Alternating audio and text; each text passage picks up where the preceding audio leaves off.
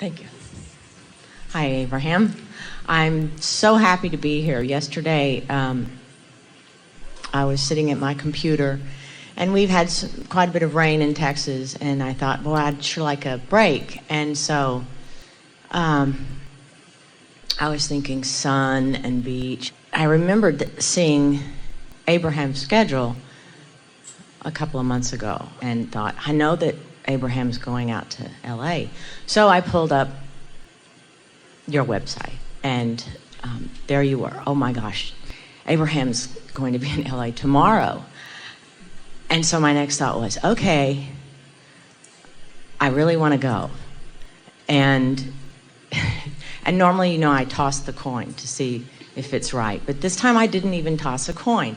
I just decided to see how it flowed and to see where my resistance might show up. Why does there have to be resistance? Yeah, exactly. Why can't you just say, I want to go, so I go? It's so, yes. I think I'll go over there, now I think I'll go over there, now I think I'll go over there. And everywhere I go, well-being is. Yes. So I picked up the phone and I called the airlines and got this, what I had thought was going to be a fare that I couldn't manage. It was unbelievable. So I thought, okay, that's a good indication, keep going. So I called the hotel, and so anyway, everything just flowed, and it worked, and I found the sitter I needed, and so I got in my car, and it was a 5 o'clock traffic to get to the airport, and there was just no traffic. It did seem as if the seas parted just for me to get to LA. And then I get here, and I can always sense there's always a little bit of stuff. I guess it's guilt or something, or or when is the other shoe going to drop, sort of vaguely back there, and I try to ignore it. And so the flight was great. Everything seemed to be in perfect order, and then I got in a cab to come here, and I was ready to be here. I was not ready to be on 405 at traffic hour, but then that was okay. And then I noticed, wow, the other side of the freeway is stopped, and we're really moving along. And then I noticed my cab started to slow down, and the cab driver, I don't know, he was either drunk or something, but he told me he was sleepy when I asked him if he was all right. And then I felt it all just surge up. And I noticed all this resistance, then those thoughts, see, Ellen, you're creating this because you were waiting for your other shoe to drop. You didn't think it could be as smoothly as you wanted it to be. And so I thought, well, I'm just going to play with it and try to see if I could make this resistance into something better. So I would lean up and I'd say, excuse me, what's the speed limit? Because he was going 40 and everybody else was going 70. And then I'd sit back and I'd wait, and then I would get all nervous, and it just because I wanted to get there, and I didn't like him falling asleep at the wheel, and should I put my seatbelt on? Finally I said, do you want me to drive? I know where we're going. And so finally he said, no. And finally, yeah, it costs so much money to just get from the airport to here, almost as much as it did for me to fly out here. And I thought, that is so funny. It all went so well. And the last tiny segment to make it here seemed like the shoe that I was waiting to drop. And even though the whole experience was wonderful, and here I am, I had those dream experiences again where I seem to be always on one end or the other. So I'm sailing and soaring with angels, and then the next night I have this very disturbing dream. We think you've summed all of this up pretty well. We think that you can feel that well-being is the basis of your life in spite of you. Yes. In other words, yes. We think that little by little by little, you are releasing your long held to beliefs that well-being really isn't the order of things and that something's going to show up in order to prove it. In other words, as you were offering your story of how you thought you might like to go, and then you were more optimistic than pessimistic, and then more optimistic than pessimistic. You sort of kept talking yourself back into your optimism, even though the pessimism sort of wanted to rise up. We are wanting to say to you that eventually that optimism will be the thing that is the most natural. You won't be consciously fighting for your optimism. And we think that examples like this, where you say, and mostly it went very, very well. I could feel I was in a vortex. It felt like I was guided. I got the impulse to go. I looked on the website.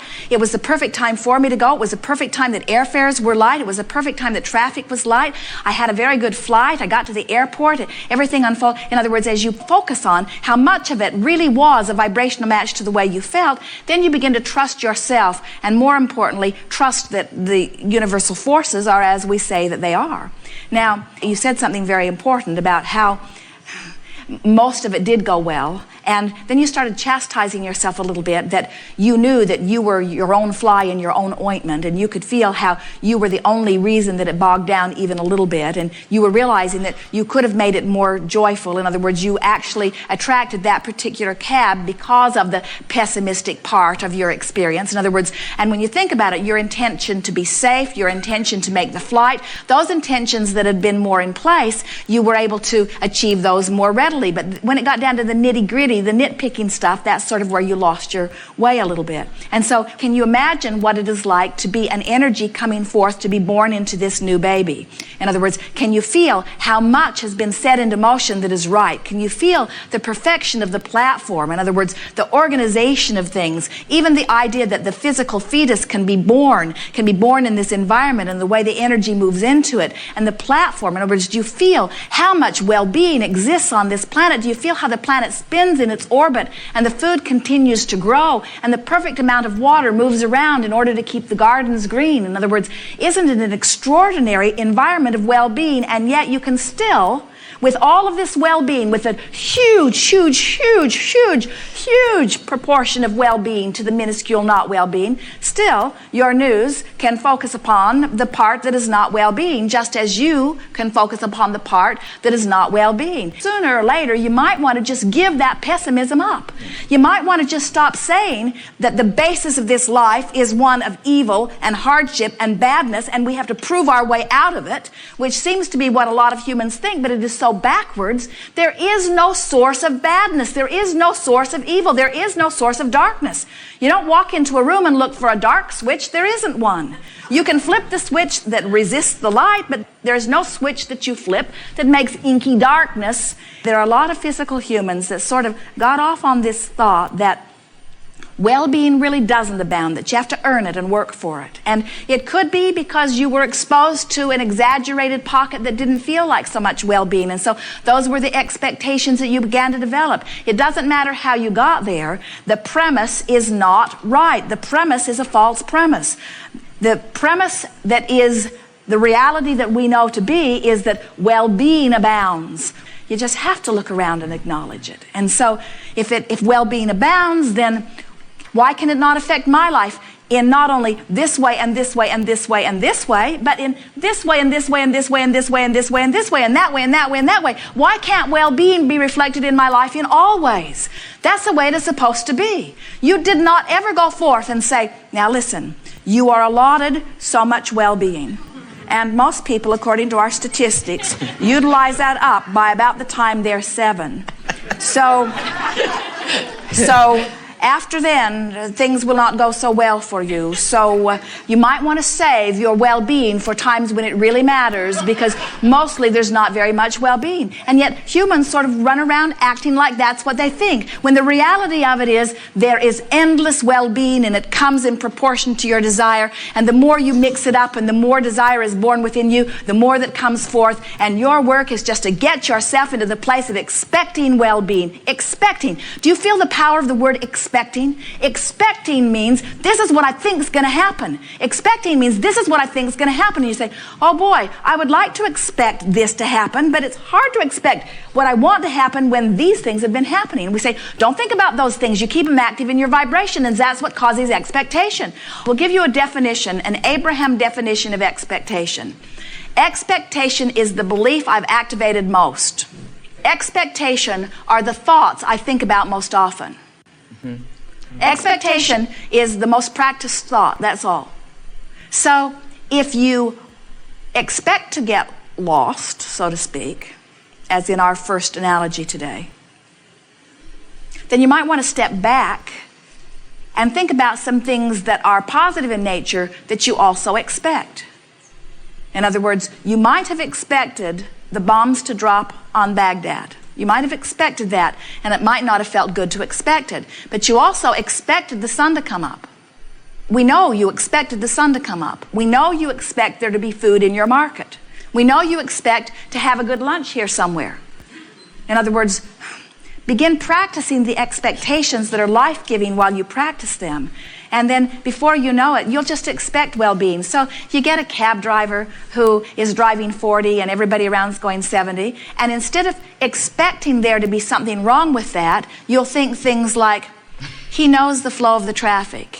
And he knows where he's going. And this is the rhythm that works best for him. And he's learned that he can drive 70, then 20, then 70, then 20, then 70, then 20. Or he can drive 40 and sort of make it comfortable. He's learned that people can race all around him and do crazy things, or that he can just kind of go down the road in this steady place. He's learned that he's more comfortable here. And I certainly want my driver to do what's most comfortable for him. And after all, this is an adventure. Why am I in such a hurry to get to where I'm going? Why am I not enjoying the adventure that I'm on? Why am I not looking out the window and looking to see what I can see? Why am I not conversing with this man in a positive way? Why am I not enjoying the book that I have in my pocket? Or why am I not using this as a time to meditate? Why am I not using this as a time that I let the cells of my body regenerate fully? In other words, I have this ongoing adventure. Why do I choose to be unhappy now because I think I want to get somewhere where I'll be happy later, you see? That's at the crux of the whole thing, isn't it?